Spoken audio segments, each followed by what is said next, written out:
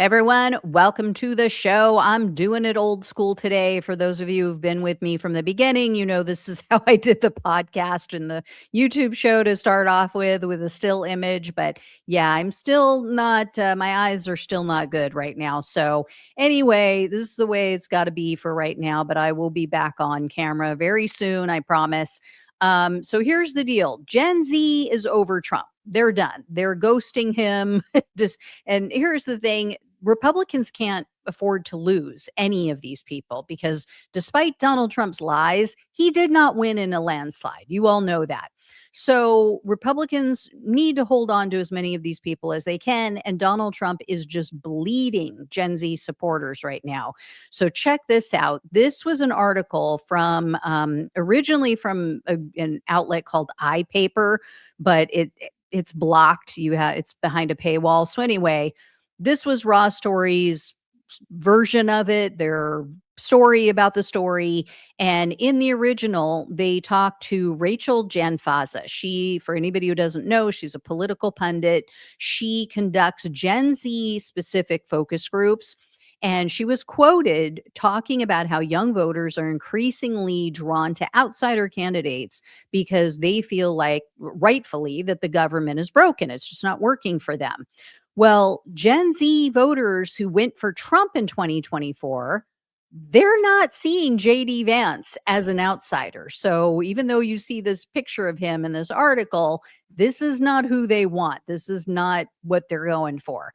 In fact, according to Rachel Janfaza, what she's hearing in her Gen Z focus groups is that they want progressive Zoran Mamdani. And the journalist went and spoke with a voter, a Gen Z guy named Clarkson Lawson. Here's what he said. This is really interesting. It says TikTok creator Clarkson Lawson, who built a following posting pro Trump content after the pandemic, now describes his policies as center left, saying many of his earlier views didn't hold up to debate.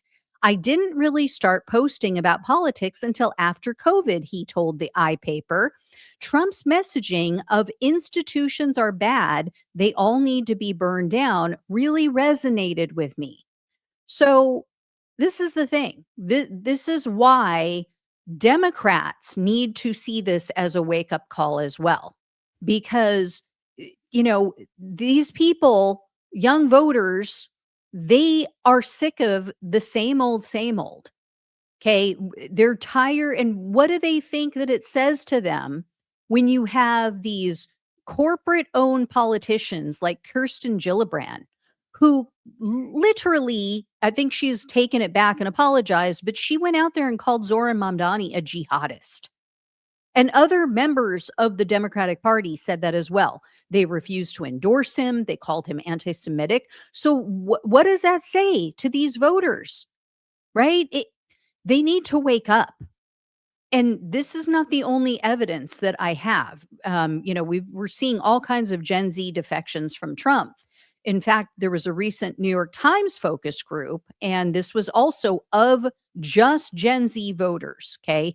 9 out of the 10 that they had in this group, these participants said, 9 out of 10 said that we are headed in the wrong direction. And I have some of their feedback for you. So here's what one of them said. This is Benedict, a 24-year-old Nebraska man who's a Republican. And he said the reason that he thinks we're going in the wrong direction is because of economics. He said, and the way that we are accumulating debt is becoming unsustainable and unfixable. I think a lot of other things trickled down from that. And then we had another one who said, we're a humiliation across the world in terms of foreign policy. The United States is not what it once was, and we can't seem to drive costs down for the average American. And I don't feel up in Washington, they're really caring about that. So this is the 25-year-old Missouri man named Zachary, who is an independent. So this is pretty much across the board. Like other participants in this focus group mentioned food, healthcare costs, like this is all weighing on them. So no surprise that when they asked these people, they asked these Gen Zers to vote and rate Donald Trump's presidency on a scale to 1 from 1 to 5. He did not fare so well. So take a look at this. So you see, only one person gave him a 4. 5 signifies that, "Oh, yeah, I'm really excited about it. I'm very satisfied with his presidency." So you have only one guy giving him a 4, 4 of them gave him a 3, 3 of them gave him a 2, and then 2 gave him a 1. 1 means, "I'm totally disappointed in his presidency." So these are all people who just voted for him. So this tracks, this really is in line with what we've been seeing in other focus groups and other polls. Registered Republicans, they're willing to give him more latitude. So you see at the top, there's more Republicans who are giving him better grades here. But when you get down to the bottom, you get down to the independents, they're thoroughly disgusted. They are just not on board with this at all. And as I keep banging this drum, hate to keep repeating it and sound like a broken record, but you cannot win without independence. So we're seeing this over and over and over again. And they all are quoting the same thing: the war, cost of living, government corruption, Epstein files. I mean, just it's the same themes over and over again. I do want to point out, though, the answer to this other question that they asked, it was very telling. It was also very concerning. So they asked this group, "Do you agree with the statement that people who work hard can mostly get ahead these days?" The majority said no. 6 out of 10 said no. That does not bode well for the future of our country because, I mean, I'm sure you guys can all figure out why, right? When people feel like the system is rigged against them, when they feel like it doesn't matter what I do, I can't get ahead, people give up. Some will continue to strive, they'll work harder, but most people are like, "Screw it. I can't get ahead. This isn't working for me. So I'm just not going to work hard. Why bother being a good citizen?" And then it leaves them open and vulnerable to sociopaths, to con artists like Donald Trump. Now, it does open them up to people like Zora Mamdani, but it could go either way, and I don't wanna take that bet. I don't wanna find out which way they're gonna go, right? Because I mean, any day of the week, the sociopath is gonna be more shameless, is gonna be worse, offering more, or giving them more hope. I mean, just making promises they can't keep, luring them in with no conscience, I mean, no guardrails. Whereas at least someone like Zora Mamdani would be like, "Oh, I don't want to go that far. I don't want to promise too much. I don't want to be unscrupulous." But anyway, the moderator also asked, what's the most divisive topic, the hot button issue, political issue among your friends? So here's what some of them had to say on this matter. So a guy named Oliver, 20-year-old from New Jersey, a Republican, he said, "I'll rip the Band-Aid off. The conflict in the Middle East is a very controversial topic, not just among my friends, with a lot of people my age. I think we are completely wasting resources and putting our priorities where they shouldn't be. Apart from that, billionaires are more worried about hoarding their wealth than contributing to society."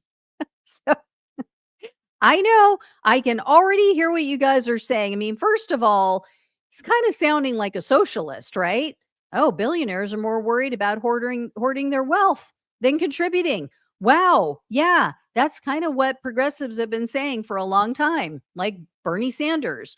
But on top of that, he voted for a billionaire. Oliver, you voted for a billionaire and now you're complaining about the billionaires hoarding their wealth. Like, what did you think was going to happen? And then another guy had this to say. So this is 24-year-old Alvin.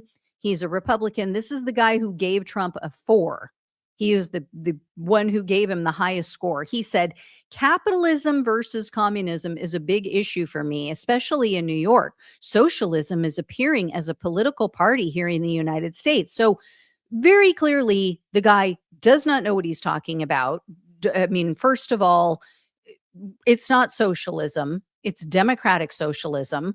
But on top of that, he is conflating communism and socialism, two completely different theories, monetary theories. This just proves that the Republican Party is doing an effective job of confusing people with these terms.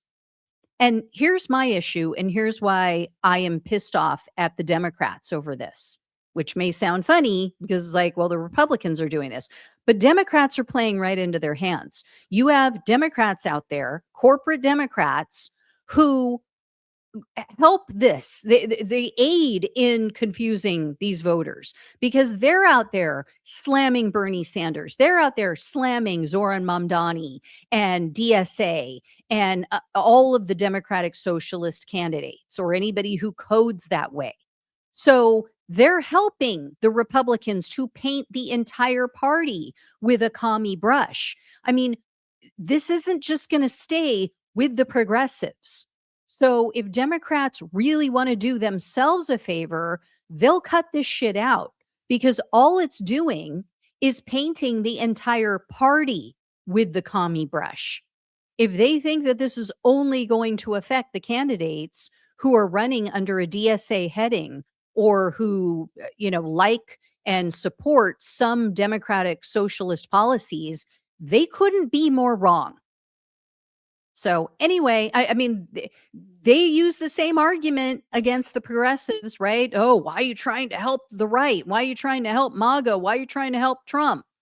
If we say anything about the Democratic Party, but yet they go out and do it and harm the entire party, and nobody, nobody on the moderate, quote unquote, moderate left has anything to say about it. Nobody slams them. So double standard, total bullshit. Anyway, guys, hope you enjoyed that. Again, I will be back on camera very soon. I will be back doing the live stream tomorrow with Alex.